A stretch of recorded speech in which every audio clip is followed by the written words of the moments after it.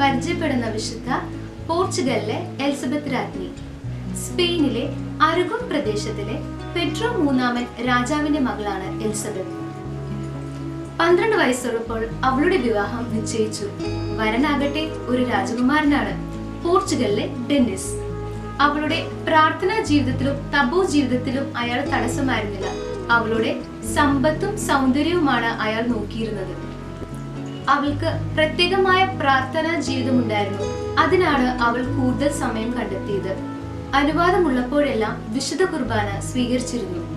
ലളിതവും വിനീതവുമായ വസ്ത്രങ്ങളാണ് അവൾ ധരിച്ചിരുന്നത്.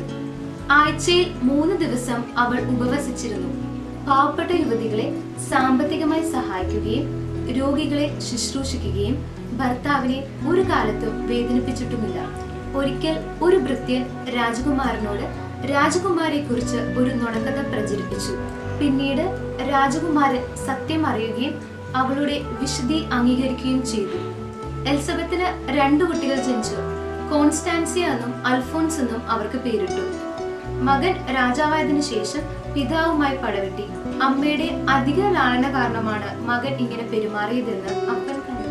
രാജ്ഞിയെ കൊട്ടാരത്തിൽ നിന്നും പുറത്താക്കി. വിപ്രവാസത്തിൽ രാജ്ഞി അധിക സമയം പ്രാർത്ഥിച്ചു.